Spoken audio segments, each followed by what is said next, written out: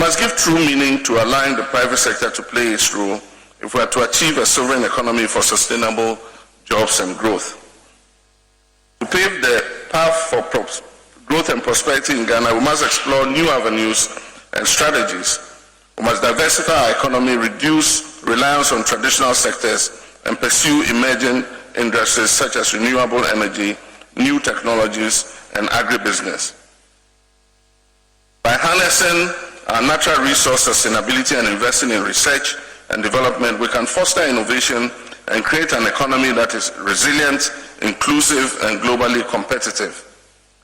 However, our journey towards growth and prosperity must be underpinned by collaboration and inclusivity. We must forge strong partnerships between the public and private sectors, academia, civil society, and international organizations. And I believe firmly that by working together, we can leverage our collective knowledge, resources, and experiences to implement comprehensive policies and initiatives that drive sustainable economic growth, create jobs, and improve the standard of living for all Ghanaians. This is how, working together, we can rebuild our Ghana. We can build a Ghana that we all want together. I thank you for your kind attention.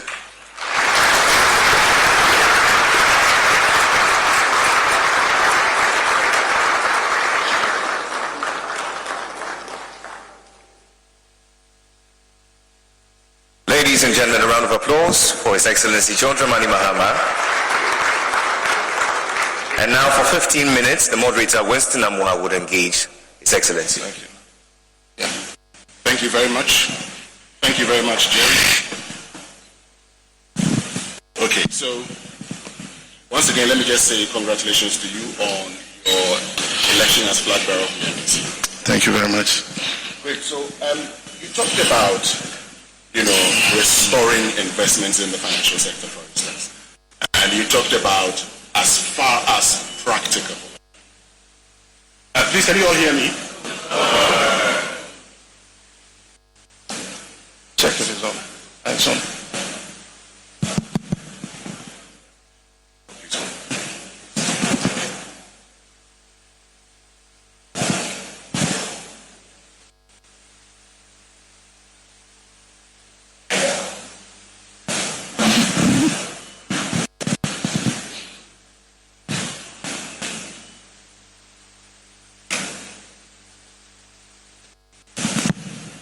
Thank you very much. So congratulations on your elections as flag bearer of the NDC. Now, on Monday when you addressed your party and the nation, you made this point, you've repeated it today, that as far as practicable, you would restore licenses that were lost.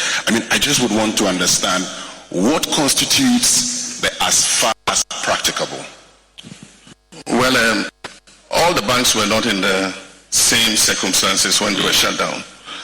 And I'm aware that there are some criminal prosecutions with misuse of funds and so on and so forth. And that's why I don't want to treat it uniformly. And I said as far as practicable, those that were unjustly withdrawn, can be restored. And once you talk about those that were unjustly withdrawn, I get the impression you have a fair idea those that can be restored? Yeah, definitely. I'll give you an example. I said one bank was shut down because there was criminal prosecution against its major shareholder. It had nothing to do with the bank. And there might be other such cases. And so we need to look at all of them and see whether the withdrawal was just or it wasn't. And the point even is, if you want to apply the cash reserve position with this debt exchange, are you going to shut down the existing banks? The existing banks have been weakened by this debt exchange. If you apply that same principle, you apply to the indigenous banks, you probably will withdraw the licenses of some existing banks. But government is willing to assist to build those banks back. And the question I ask was, why could we not have done the same with indigenous investments in our banking sector? Today, most of those banks belong to Ghanaians. And today, the banks that are wholly owned by Ghanaians in the financial sector are few. Most of the banks are the big multinational foreign banks. And you don't even need banks to be of the same capitalization because they address different segments of the market. You don't want everybody to be a 400 million Ghana city bank that makes big credits to big business. You have small traders who rely on banks like Undum's Bank, GN Bank. I've traveled around this country. Every single district you go, every single community you go, you see that small brick and tile GN Bank. And it was accepting deposits of 50 CDs, 100 CDs, and so on and so forth. And that created a network for private credit to the lowest of the low in our countries, in the rural areas. And so we should have thought through this properly. And that's why I said, why turn a 4 billion problem into a 25 billion problem? We could have used far less money to turn those banks around. Government could have done like has been done in other places, where you give the support that the bank needs to turn around, take a part of the equity. And as the bank builds back, it takes back its equity by paying the support that you give. It's been done in many countries. Why couldn't we do the same here?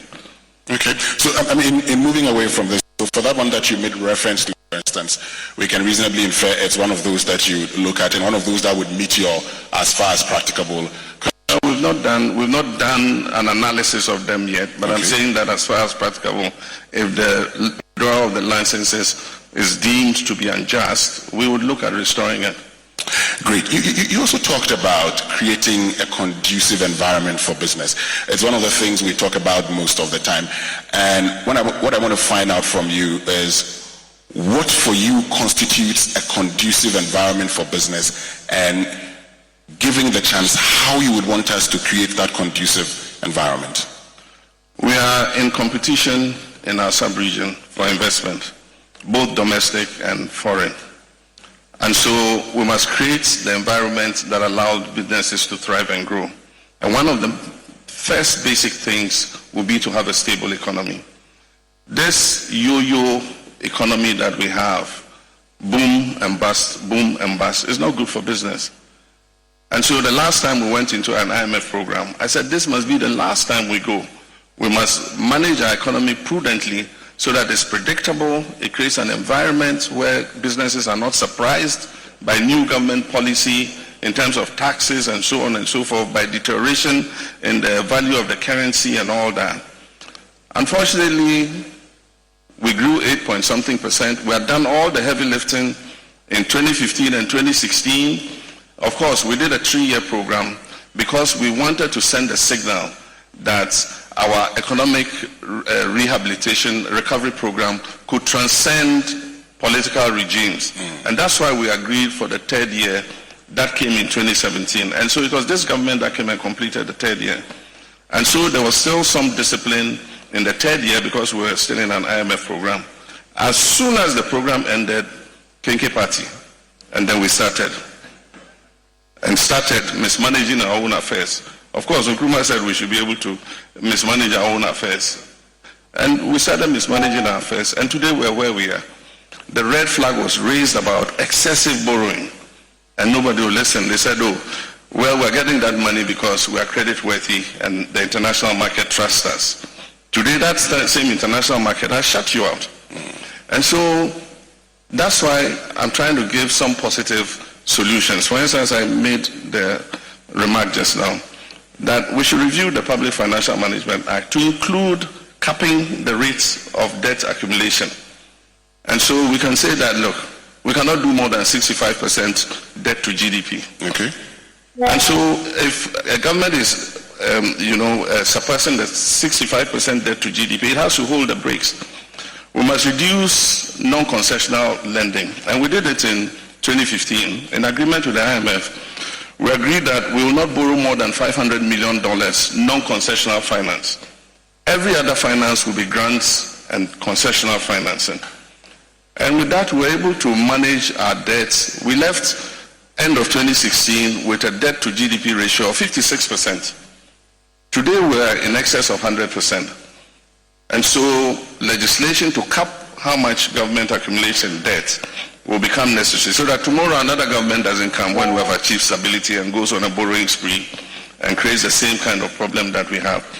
So a conducive environment for the private sector is to have stability and predictability in the economic management, that the CD is going to remain relatively stable. Even if it deteriorates, it will deteriorate at a gradual rate every year, instead of bump from 6 to 13 CDs to $1 and I mean, if inflation goes up from 15 or 16% to almost 54%, these are the things that affect businesses and either make investors fold up and go away, or some of them, move out to our neighboring countries. Great. So you talk about, creating jobs, and one of the things that I'm sure a lot of, businesses will be excited about, but you also talk about a little bit of digression. That's the IMF and everything you've talked about. Well, that's become our story recently. Lots of the conditionalities that you said, well, we got to realize after the approval, actually talks about government limiting wage increase and employment, for instance. So a lot of these jobs that you're talking about, that if you have given the chance in 2025 you're going to create, how do you intend to go about it? Yeah, so like I was saying, we should, before we went into an IMF program, have put our house in order. And that's what we did successfully in 2015. You remember we had the Senchi Forum? Yes. We did it to come out with a homegrown fiscal consolidation policy. We invited industry, we invited academia, civil society, political parties, everybody. It's only the MPP that refused to come. And they said any of their members who come, they were going to sanction him. So Osafo Mafu had agreed to come. At the last minute, he pulled out because his party said they'll sanction him. The only brave MPP person who came was Kwame Pianim, and I respect him up till this day. But we had a wonderful conversation. PV Obeng of blessed memory and a small team were made to synthesize the whole Senchi Forum discussion. And so they came with the Senchi report. And the Senchi report became our homegrown fiscal consolidation policy. So at the time I took the decision, in consultation with the economic management team, to go to the IMF, we had our document ready. We knew what we wanted to do ourselves. Indeed, we had started to implement it in the budget of that year. Just that for policy credibility, the international community didn't believe that we could maintain that discipline in terms of, implementing the homegrown fiscal consolidation policy. So the EU and everybody was still withholding their grants and all that, even though we're factoring it in the budget. And that is what was creating a bigger deficit, because you factor it in the budget and they don't release the money. And so it creates a deficit in the budget. Then the next year you factor it in again, they don't release the money. So we said, okay, I think they just want IMF as a headmaster to come and stand over us and mark our script and all that. So we said, okay, we'll go to the IMF. And so we did. And when we went to the IMF, we went with our program. The country had seen it, we had published it, we had announced it in the budget, and we had a lot of the things that the IMF agreed, we had put in there ourselves.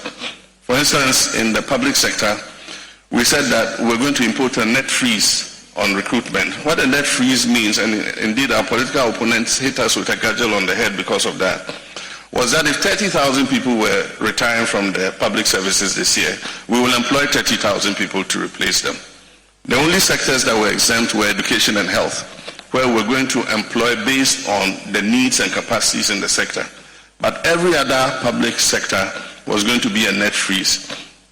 Now I've seen the parts of the agreement. It says 0.5% increase in the public sector. So there's going to be a restriction in how much government can employ in the public sector. And so the unbridled recruitment of people day in and day out is going to be constrained for the next 3 years. And that is what brings the private sector in. Okay. Because if there's going to be employment and recruitment, it's the private sector that must absorb them. But I mean, if you look at the difficulty the private sector is going through itself, in terms of the new taxes we've imposed, high utility bills, it's also going to constrict their ability to be able to absorb the excess, labor that is in the market. And so that is what we need to put our minds to. And that is the conversation I'm asking that government should have. And government should have had before going into the IMF. Any special policies you propose around this time to enable the private sector to absorb these persons? Well, there's a time we should have been given tax breaks to stimulate private sector, but we're rather increasing the burden of taxes on the private sector. And that's what I was asking, what happened to the famous taxation to production mantra that was touted? That never happened. Today they're paying more taxes than they've ever paid in the history. But I do think that if the economy stabilizes too, it will improve the business environment. It will bring back some of the investors who have left, some of those who have left to neighboring countries. We should be able to attract them. We should go out of our way on investment drives to bring some of the labor-intensive light manufacturing jobs to Ghana. As I think it was the IFC man said, in Asia and other places, population is becoming an issue. Labor issues are going to come because they are having fewer children. And the part is they are growing their economies to the higher end of production.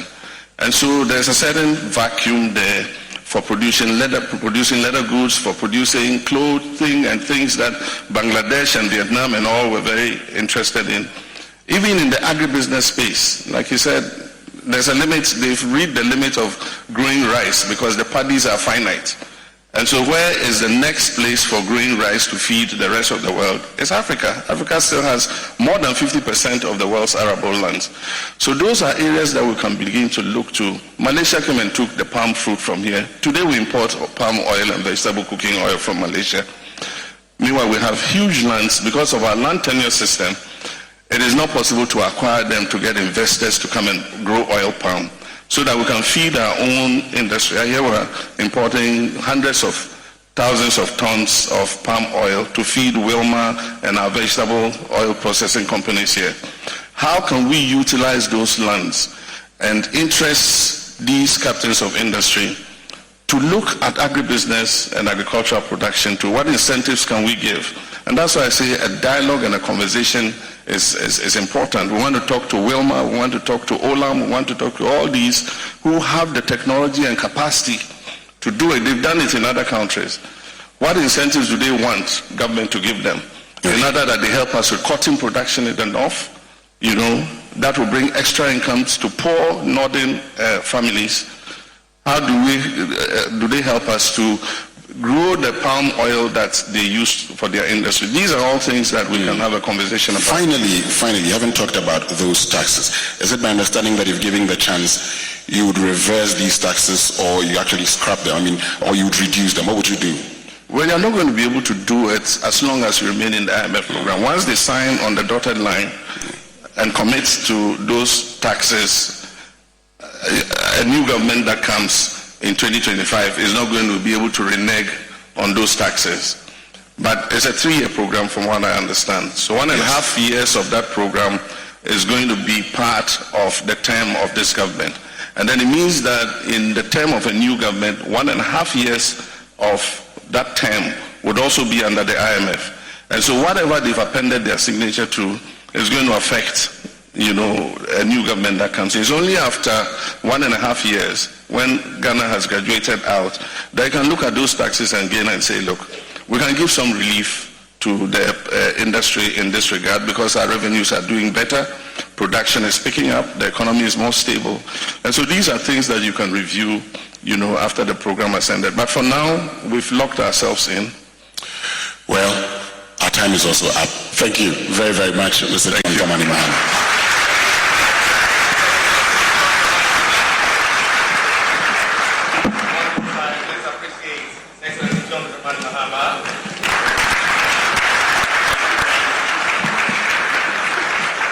Speaking so eloquently on economic sovereignty, sustainable corporate governance, digital industrial transformation, new paths for growth and prosperity. Mr. President, in time-held tradition, we shall be inviting you back shortly to help us present awards to celebrate our various CEOs, innovators, and entrepreneurs. We now move to the CEO Awards.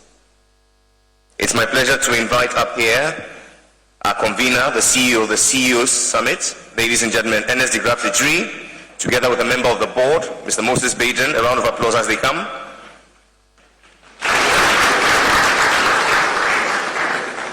The CEO Excellence Award recognizes, celebrates, and profiles the achievements of businesses and leaders. The award celebrates business success, innovation, leadership, and contribution to the economy.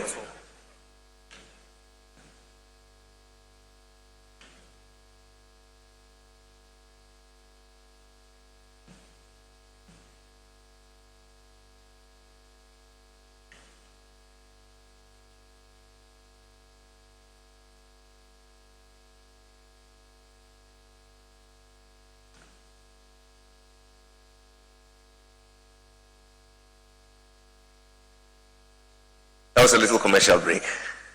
Pleasure's mine to invite back on stage our guest of honor, the fourth president of our Fourth Republic, His Excellency John Dramani Mahama. Please.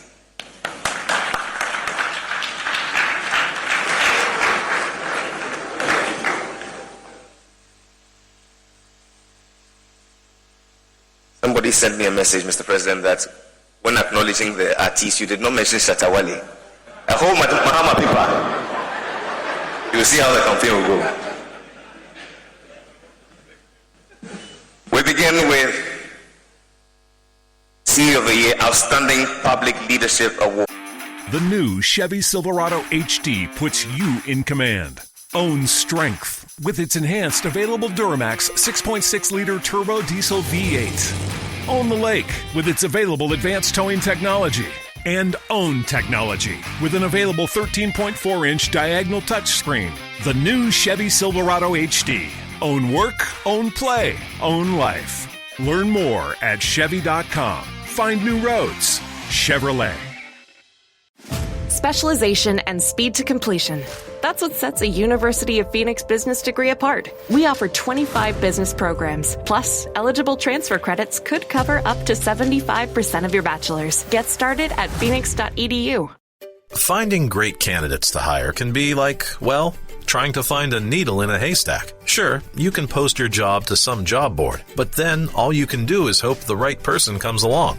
Which is why you should try ZipRecruiter for free at ZipRecruiter.com/post. ZipRecruiter doesn't depend on candidates finding you. It finds them for you. Its powerful technology identifies people with the right experience and actively invites them to apply to your job. You get qualified candidates fast. So while other companies might deliver a lot of hay, ZipRecruiter finds you what you're looking for. The needle in the haystack. See why 4 out of 5 employers who post a job on ZipRecruiter get a quality candidate within the first day. ZipRecruiter, the smartest way to hire. And right now, you can try ZipRecruiter for free. That's right, free. At ZipRecruiter.com/post. That's ZipRecruiter.com/post. ZipRecruiter.com/post. Dr. Rick here. Another sign you're becoming your parents is getting particular about details that don't matter. The craziest thing happened when we got tacos the other day. Was it Wednesday or Thursday we got tacos? I know it wasn't Tuesday because that's when I went to my hairdresser. Shoot, what day was it? See how we all lost interest there? Progressive can't help you from becoming your parents, but we can help you compare rates on home insurance with Home Quote Explorer. Progressive Casualty Insurance Company affiliates and third-party insurers. Comparison rates not available in all states or situations. Prices vary based on how you buy. The first one goes to the Bulk Oil Storage and Transport Company Limited, the CEO, Mr. Edwin Provençal.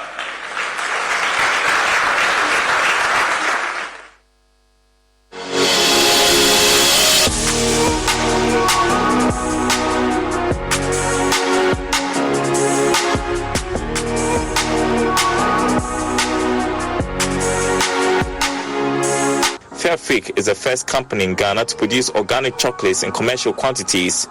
Ingredients that are organically farmed on a certified organic farm. Nobody's doing this, so there really isn't competition. And then we are also the first doing chocolate with real inclusions. When we say real inclusions, we mean that the various additions like hazelnuts, like almonds, like tiger nuts, mangoes and all these things that others may have seen to have already started are only flavor. But we are adding these real ingredients into the chocolate mix, and so far nobody else is doing this. We are also the only ones adding green energy in our production. We have built a structure that depends heavily on solar, and because our brand also contributes a lot to saving the environment and the planet, because this is the only planet you find chocolate if you get it. This Wednesday on TV, radio, online and on ground, the Joy Business Van, powered by Joy Business and supported by EcoBank, the Pan-African Bank, and MTN. What are we doing today?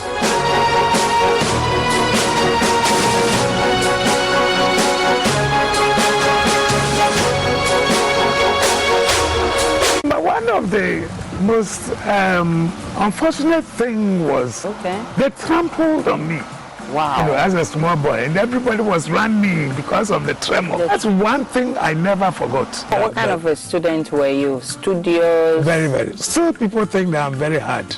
I don't believe in wasting time and going around discos. No, I never visited any disco. Okay. I think I went one when they opened one close to the roundabout. Watu. And I remember anytime we drank and I was going to put it, because the room was dark, the glass would break. I couldn't see where I was going to put the glass. It would so I didn't. We could go to student dance. I only believe in what we call smoochie in those days. Because it didn't make sense to me. You are coming to enjoy yourself, and at the end of the day, you are sweating. The man will be sweating, say he's dancing, enjoying. A lot of them are going to smoke weed. I didn't know. I drank appetizer. 9 p.m. on the Joy News channel.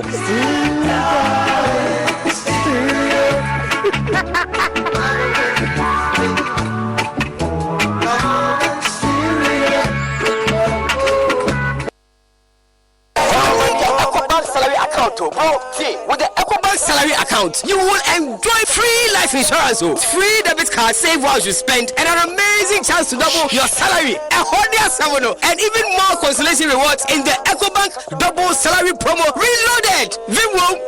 Guy, this EcoBank salary account sounds interesting. What do you think? Yara, but maybe next time, Charlie, you know what? I had to go shine my shoe. Yo, myself, I had to go check my BP. We going up, never go down, and we stay fly. Chairman, you see the white sign it here. Who be late say?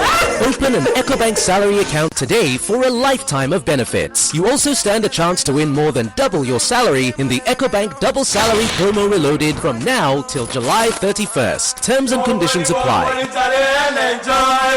And a job life regardless. This promo is under the supervision of the National Lotteries Authority under the Caritas Lottery Platform. You only cough, never cough, still up. Class away, class away. Don't oh yeah, we can't get up. I could call Bessa, Namibia, Minya, Honey and Ginger, Lake Christian Basso, Long Pepper, and Violet. You only cough, never cough, still up. Class away, class away. Effective for relief from cold, sore throat, and throat irritation. New Honey Cough. Class Coho away. Manufactured and distributed by NS Chemist Limited. This advert is FDA approved. Supernatural Empowerment Summits 2023. Meet the revivalists, the heads of global denominations, and the kingmakers. This year, in Archbishop Charles Ojenasa's 40th year in a miracle ministry and the 10th Supernatural Empowerment Summit, expect life-changing insights for ministry and impartation for the next level. Host and speaker, Archbishop Charles Ojenasari. Other speakers from Ghana, Dr. Robert Ampia Kofi, Apostle Eric Nyamiche, Reverend Dr. Stephen Wengam, and also Bishop Joseph Imakando, Zambia, Bishop Joseph Matera, USA, Apostle Yves Castano, Congo, Apostle Abraham Gaji, Cote d'Ivoire. Date, Monday 22nd to Friday 26th May 2023. Time, evening session, 5:30 p.m. daily. Morning session, 8:30 a.m. daily start on Tuesday. Venue, Perez Dome, Jonglu Junction, Accra, Ghana. Contact, +233-548-633-650 or www.sesummits.org. Supernatural Empowerment Summit 2023.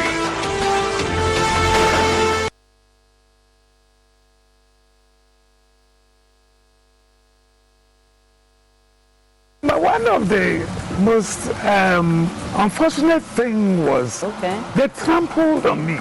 Wow. You know, as a small boy, and everybody was running because of the tremor. That's one thing I never forgot. What kind of a student were you? Studious? Very, very. Still, people think that I'm very hard. You know, I don't believe in wasting time and going around discos. And no, I never visited any disco. Okay. I think I went one when they opened one close to the roundabout. Watu. And I remember anytime we drank and I was going to put it, because the room was dark, the glass would break. I couldn't see where I was going to put the glass. It would so I didn't. We could go to student dance. I only believe in what we call smooching in those days. Because it didn't make sense to me. You are coming to enjoy yourself, and at the end of the day, you are sweating. The man will be sweating, say he's dancing, enjoying. A lot of them are going to smoke weed. I didn't know. I drank a petashi. 9 p.m. on the Joy News channel.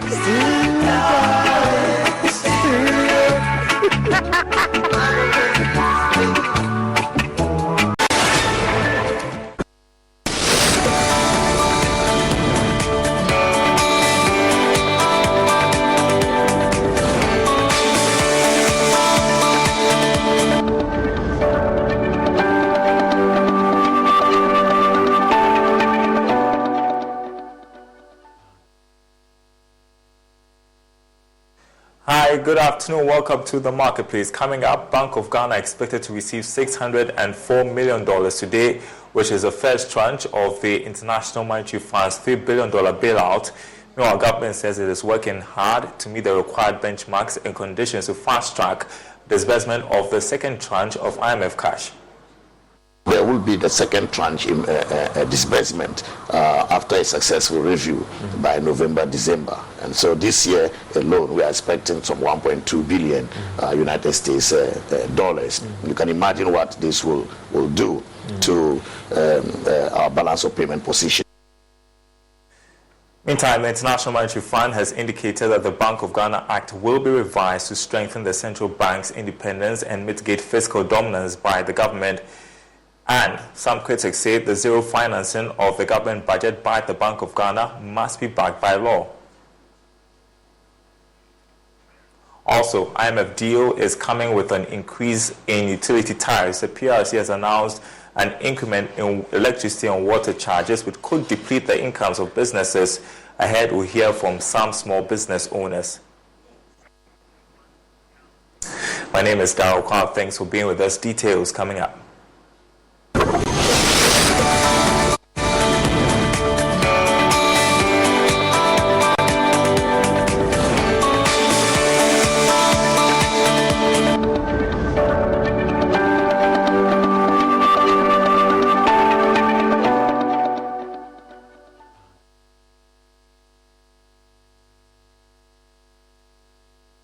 My name is Darryl Kwao. First up, the Bank of Ghana is expected to receive $604 million today, which is the first tranche of the International Monetary Fund's $3 billion bailout to Ghana. Governor of the Central Bank, Dr. Ernest Addison, knows that the money would boost the country's reserves and the city, which is already doing very well in recent times. Meanwhile, the government has indicated that it is working hard to meet the required benchmarks and conditions to fast-track disbursement of the second tranche of the IMF cash. Speaking on PM Express Business Edition, Minister of State at the Finance Ministry, Dr. Mohamed Amin Adam, said government will be fiscally disciplined to meet all the requirements. Once our program has been approved, and we thank God for that, disbursements are going to start immediately. The first tranche of disbursement of $600 million US dollars will start immediately, and so we are expecting that within a week or two that will drop in our accounts. There will be the second tranche in disbursement after a successful review by November, December. And so this year alone, we are expecting some 1.2 billion United States dollars. You can imagine what this will do to our balance of payment position, what it will do to our budget, because there is budget support in that as well. The remaining amount will be disbursed in equal tranches of $360 million every 6 months after a successful review. Okay, and so the money will flow, and we are very confident that they will serve the purpose in bringing about macro stability, but at the same time, we are going to continue with the debt restructuring, because we have to bring our debt levels to sustainable levels, 55% of GDP by 2028.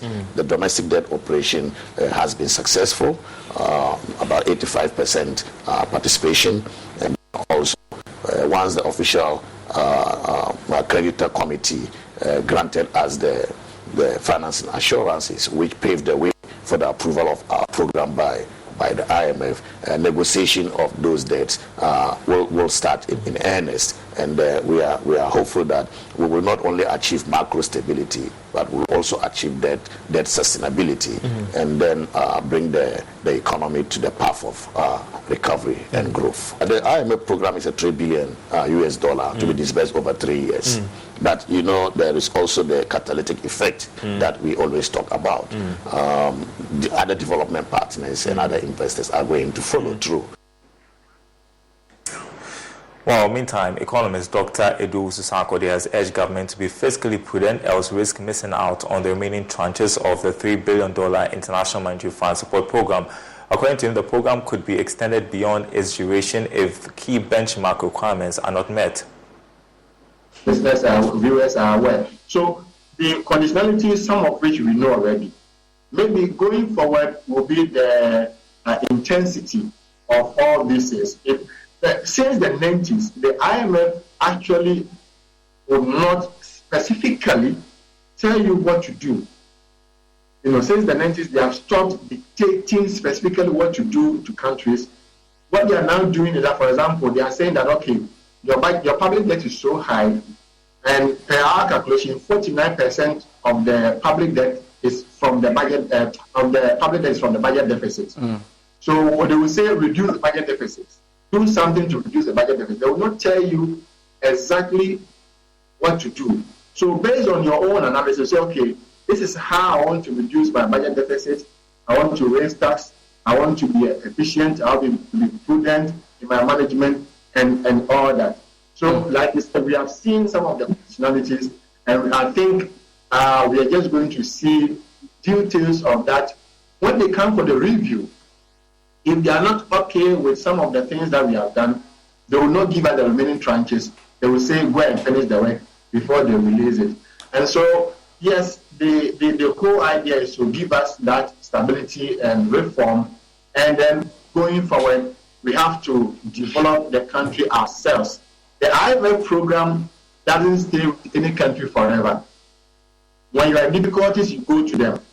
When you are out of the program, you must have your own internal mechanism, your own internal checks and balances, your own internal reforms, policies to grow your economy and create jobs.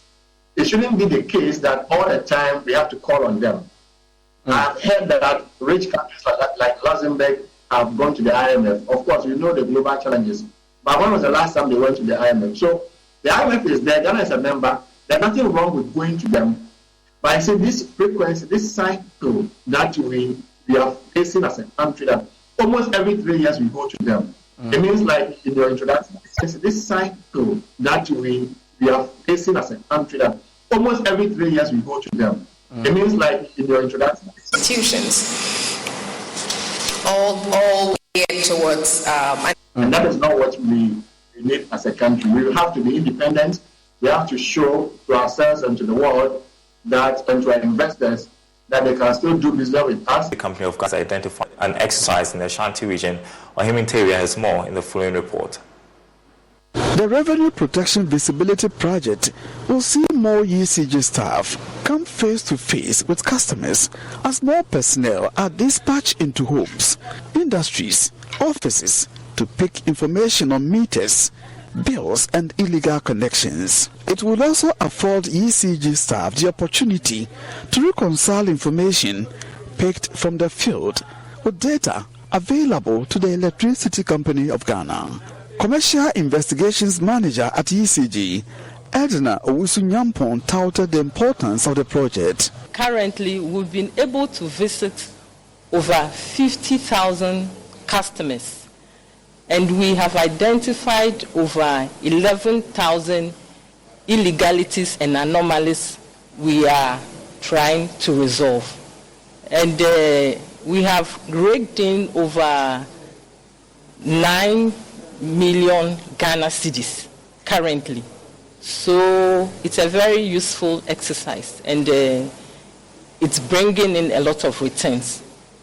Acting General Manager, Customer Care in the Ashanti region, Maso Dapa, wants public support for the project to succeed. The key objectives of this project are: one, to help in checking the integrity of the meters that we have installed in our system. And the second one is to confirm the accuracy of the data that we have in relation to the customers that we are serving. We expect that our customers right from today will be seeing people all over coming over to look at the meters that we have installed and also be asking for bills that will help us to reconcile the data that we have in relation to the information that they have. And so we expect the kind cooperation of all our customers. We expect that they will make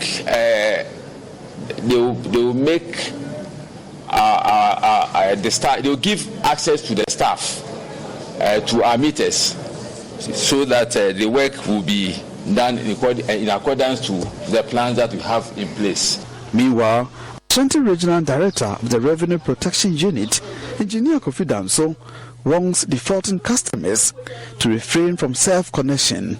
We also want to take the opportunity to inform our customers that after the Agenda 2020, that is during the revenue mobilization exercise, we have got a lot of complaints of self-reconnection. That is those customers who we disconnected, they owe us, we disconnected, but they have refused to pay their bill and they have refused to come to our offices to even enter into negotiations with us.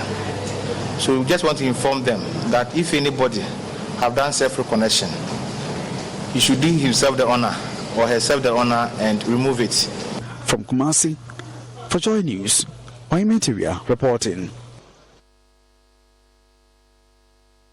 Now, Deputy Head of Special Investigations at the Internal Audit Agency, Frank Amedume, says weaknesses in the financial control systems of state institutions need to be tackled head-on with the support of all stakeholders. Speaking at the inauguration of audit committees for the health sector institutions under the Ghana Health Service in Sunyane, Mr. Amedume urged members to offer sound financial systems to curb the weakness in the management of public finances at various institutions. Precious Semevo has more. In the 2021 Auditor General's report, the majority of the over 1 million... Mr. Amedume urged members to offer sound financial systems to curb the weakness in the management of public finances at various institutions. Precious Semevo has more. In the 2021 Auditor General's report, the majority of the over 1 million irregularities identified are on health institutions, a sign of weak internal control systems with consequences on national public resources would be protected if committee members offer sound financial measures to curb the weak financial control systems. As a committee, they need to pursue the head of entity to implement the recommendations contained in internal auditors' quarterly reports. You're watching The Marketplace. We're going back to issues to do with the IMF, and the International Monetary Fund has indicated that the Bank of Ghana Act will be revised to strengthen the central bank's independence and mitigate fiscal dominance by the government. According to the fund, the amendments to the Central Bank Act will feature a stricter limit for monetary financing mechanisms to monitor and enforce compliance and a clear definition of emergency situations under which the limit can be temporarily lifted. Some critics have said an MOU signed between the Finance Ministry and the Bank of Ghana for zero financing of government budget is not enough to ensure compliance. Well, joining us on Zoom is research lead at GCB Capital, Courage Boutique. Good afternoon to you, Courage. Explain to us, first of all, why the IMF is pushing for the revision of the Bank of Ghana Act to enforce zero financing of government budget. Why is it important for our recovery? Well, good afternoon to you and your listeners. You would acknowledge that yes, the current act allows deficit financing to some extent, some limited percentage of the previous year's revenue. Yes, the extraordinary situation of COVID in 2020 meant the Bank of Ghana went overboard in that regard, and I think the laws again allow that. But you look at the situation in 2022, where we've had over 40 billion of deficit financing coming from the central bank in the form of overdraft and other forms of financing, really, that is way above the threshold set. And then you ask yourself, if 2020 was an emergency COVID, then what was the emergency in 2022 that warrants that scale of monetary intervention? And then it brings back probably the questions: are the rules tight enough? Are the limits binding enough? What are the ways to monitor some of these interventions and avoid the recurrence? It will be hard to argue against the fact that the scale of monetary intervention last year was a big part of the inflation problem. And so how do we avoid such recurrence in the past? I believe that is the intent of the proposed review of the Bank of Ghana Act, to bring some rigidity into those framework. And it doesn't end there. I think the IMF program, the technical notes are also suggesting a review to the Fiscal Responsibility Act. That caps deficit at 5% of GDP and then proposes a primary surplus each year. I think they also have issues with that the fiscal anchor should be just one, and then probably should be a bit more tighter. The Fiscal Council should be maybe reformed or reconstituted to play much a significant role in controlling or avoiding the fiscal risk and all of that. So I believe these are part of maybe far-reaching reforms intended to put the regulatory framework down that can help organize fiscal and monetary administration going forward, really. Do you agree with those who say the signing of an MOU between the Finance Ministry and the Bank of Ghana is not enough and should be backed by law? Well, to the extent it's a distortion, I think the laws allow. The law already exists, and that is what is going to be strengthened, really. The law allows, I think, up to 5% of the previous year's revenue. And there is an argument that supports those things. You could have instances where genuinely revenues are not performing or are not coming in, and you need support. To the extent, and the idea is that those overdraft or financing at the end of the year, you should have brought the balance to zero anyways. So think, if it's about law, the laws exist. But we are in a period where you've had over 40 billion of deficit financing in a single year. And the total obligation from government to BOG stands above 70 billion at this point. And if we are going to restructure that debt, the IMF is saying, as we've seen it in the technical notes, that it could mean the Bank of Ghana would have to do recapitalization at some point.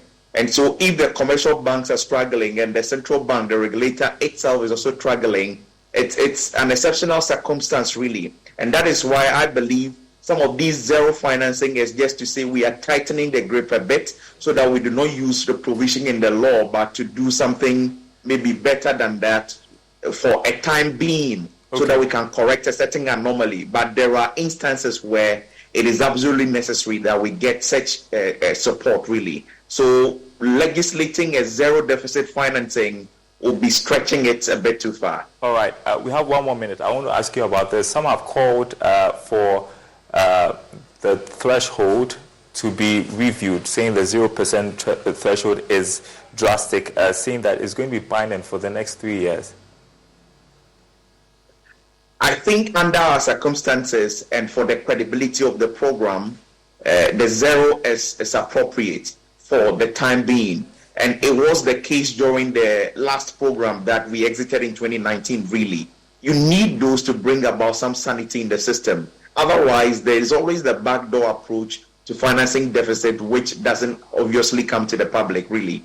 So I think for the time being, for the scale of misalignment. The new Chevy Silverado HD puts you in command. Own strength with its enhanced available Duramax 6.6-liter turbo diesel V8. Own the lake with its available advanced towing technology. And own technology with an available 13.4-inch diagonal touchscreen. The new Chevy Silverado HD. Own work, own play, own life. Learn more at Chevy.com. Find new roads. Chevrolet. And the size of adjustment needed to bring back normalcy, the zero deficit financing is okay, appropriate for the time being, until something changes along the way. Thank you. Happy Friday to you, Courage. Always a pleasure to talk to you, research lead at GCB Capital. I appreciate your thoughts. And so the IMF deal is coming with an increase in utility tariffs. The PRC has announced an increment in electricity and water tariffs, which could deplete the incomes of businesses and workers who are unlikely to see any increase in salaries in the next couple of years due to the IMF bailout conditions. Joining me on Zoom are two small business owners, Emmanuel Ampadu, who is co-founder of Pure and Just Company Limited, a dried food processing factory, and Harrison Mati, owner of 1115 restaurant here in Accra. I appreciate that you two could join us. I want to start with you, Emmanuel, your reaction to the utility tariff hikes.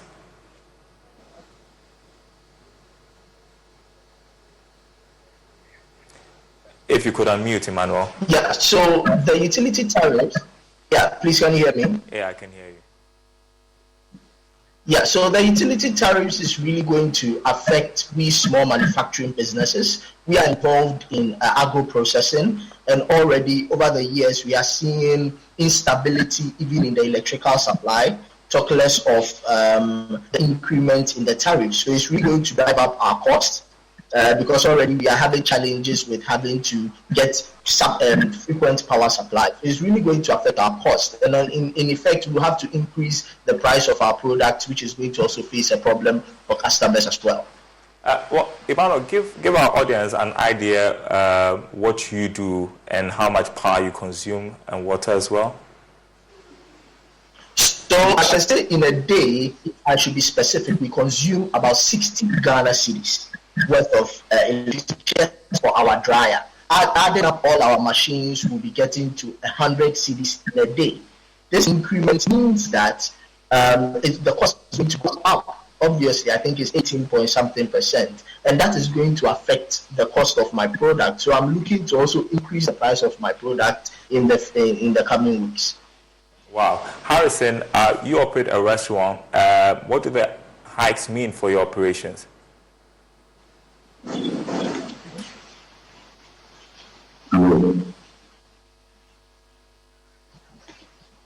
Harrison, if you can hear me, I was asking what the hikes mean for your operations as a restaurant owner. No, so like Emmanuel mentioned, so operating costs will go high. I mean, it's already escalating. You don't know what to expect, because for me, once the price of power goes up, the person who I buy chicken from is going to charge me more for the chicken I buy. Almost everything is going to go up. So like Emmanuel mentioned, power, so my cost of using electricity will go up. If I'm doing 100 cedis every 2 days, it's going to be 118 cedis every 2 days. And we're also going to squeeze my margin. So my profit margin will squeeze. It's going to be 118 cedis every 2 days. And we're also going to squeeze my margin. So my profit margin will squeeze. Well, I think that it is going down. It doesn't mean if I have to go in for capital or credit, I might end up paying more because the bank will already the rates are really high. So it's costing me about the high. It's a big one for all SMEs, not just those of us in the restaurant space, but for everybody who uses power and water and what you do is a blow. So Harrison, how do you navigate this? For instance, I've heard some people say, well, then workers are not going to see an increase in their salaries. We may just have to slash some salaries or just lay off some workers. That's true, but you would have to, one, for us, you can't reduce salaries, so you can't increase it. What it means is that you might end up delaying in paying salaries. So if your salary was coming at the last week of the month, you will have to make enough to be able to cover your costs before you can pay salaries. It also means that you can't expand. So if I was looking at doing another branch by end of the year, it means because your profit is depleted, you can't open another branch. And then if you use it's like gone straight very well. Just after the CBG bank, a friend opened 2 spaces that opened just early this year. They've all shut down. And this is even before the tariffs going up. So you can imagine what happened to other restaurant owners and other small business owners in this country. Emmanuel, what measures are you putting in place to mitigate the impact of the hikes on your finances?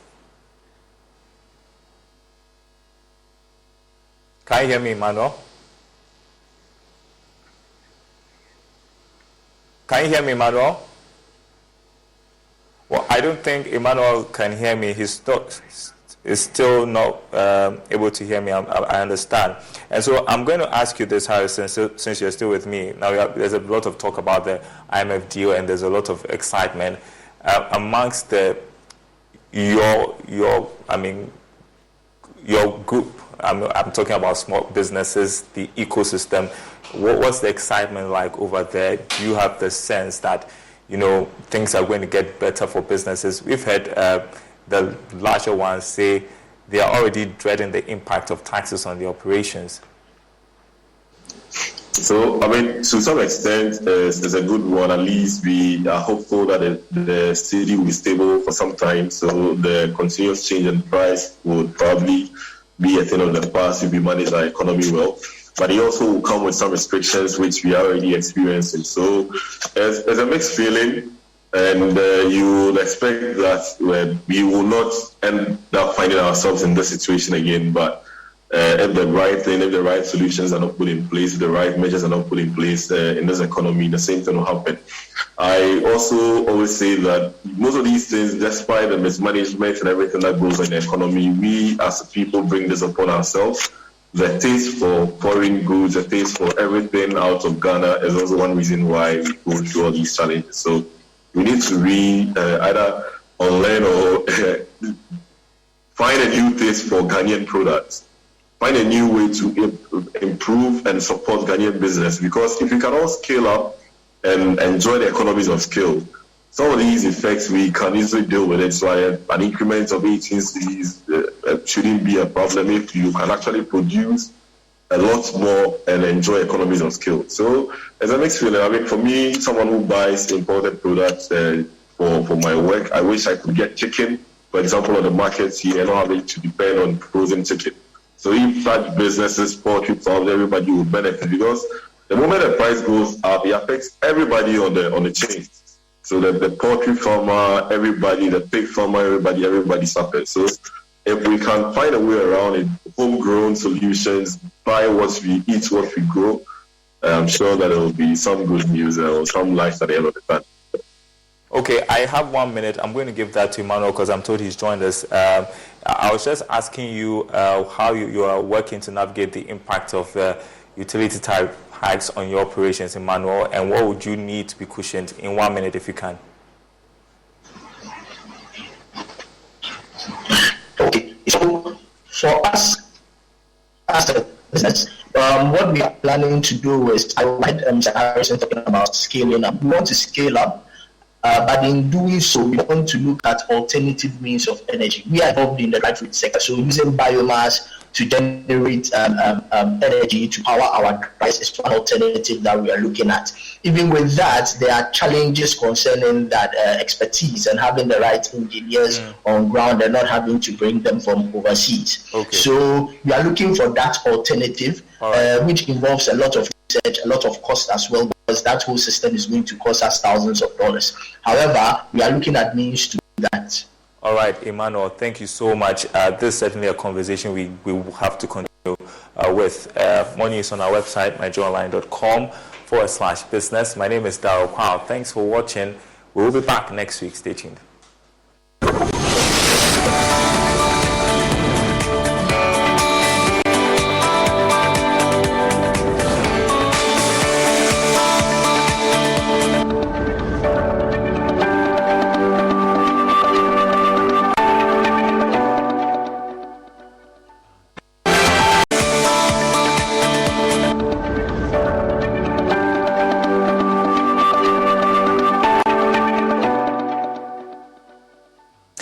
Welcome to the marketplace. Coming up, IMF highlights Ghana's weaknesses with overspending and domestic revenue mobilization.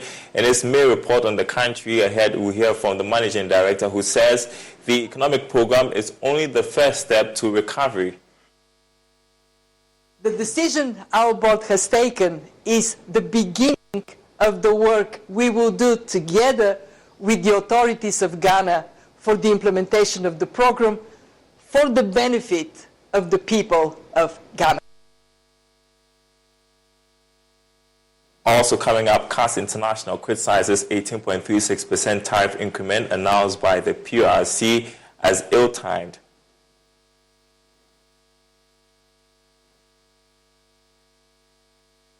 And Deputy Minister of Trade and Industry, Stephen Amwa, calls for more effort to push inflation down further to a single digit. I think it's still high. We need to work on it to bring it a little bit more down. We want a single digit inflation.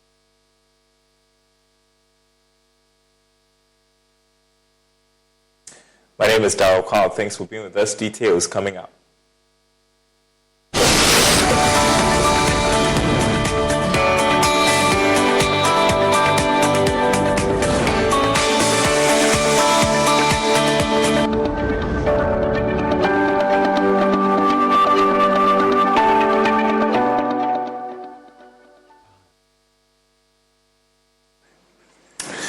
In our first story, the International Monetary Fund has identified scrapping of tax exemptions, adjustment of levy, fuel, and increasing of income tax as measures government could implement to boost revenue mobilization under its $3 billion support program.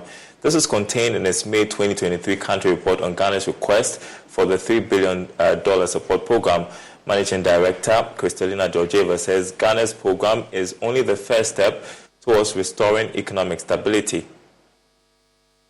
Congratulations to Ghana for a strong program of reforms to revitalize growth and reduce the country's debt burden. I'm very pleased that the IMF Executive Board has approved today a 3-year, $3 billion support for this program. We are proud to be partners with Ghana in addressing the difficult economic and financial conditions the country is facing. Today's decision is also a major milestone for the G20 Common Framework. The commitment by the Official Creditors Committee to help make Ghana's debt sustainable was essential for the approval of the fund's program, and it signals important progress in the G20 Common Framework. The decision our board has taken is the beginning of the work we will do together with the authorities of Ghana for the implementation of the program for the benefit of the people of Ghana.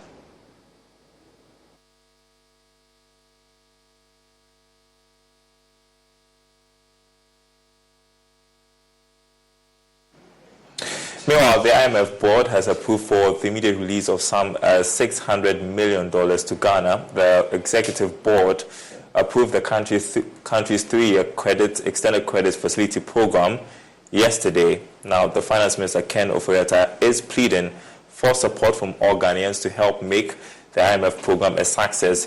He is in Washington, D.C., where he will be joining the IMF for a joint press conference.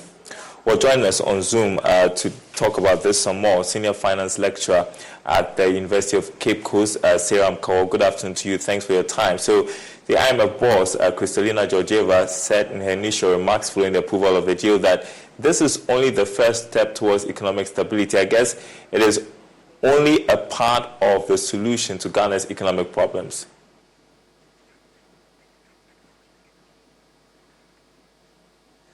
Well, I'm going to try a second time, see if Seyram Kaur can hear me. Good afternoon to you. Can you hear me?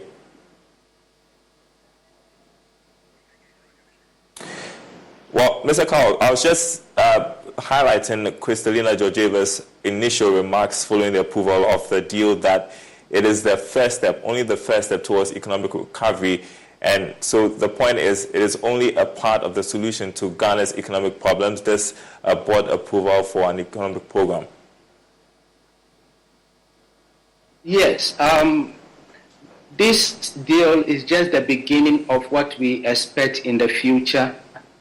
Is the beginning of trying to ensure that the right things are done in terms of debt and debt sustainability, making sure that we get the fundamentals right.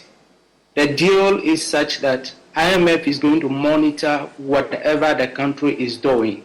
And this is the time for us to invest in our productive sectors in our economy. And so the deal coming on does not mean that all our problems will be solved. It's just as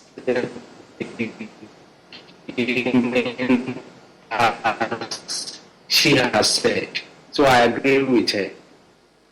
Well, also, in its May report on Ghana, the IMF identifies scrapping of tax exemptions, adjustment of levies on fuel, and increasing of income tax as measures government could implement to boost revenue mobilization under the $3 billion support program.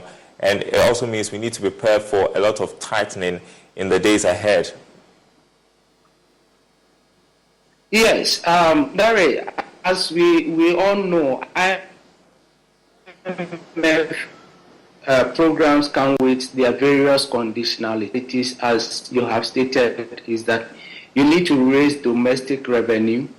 And just recently, we've seen Parliament passing the 3 revenue bills in Parliament to make sure that we raise enough revenues so that we can augment the borrowings that we get and ensure that our expenditure had enough funds to fund them. Also, there is going to be a freeze on employment, or there will be a limit on some employments that we get from the public sector. Salary increases and all those things might not come as we expect. It is also expected that government will, in one way or the other, close the loopholes for revenue leakages so that the monies will come in. We cannot always all the time rely on our donor partners or creditor countries to give us money to do the things that we want to do. And for that, but if we get it right, because once the money comes in,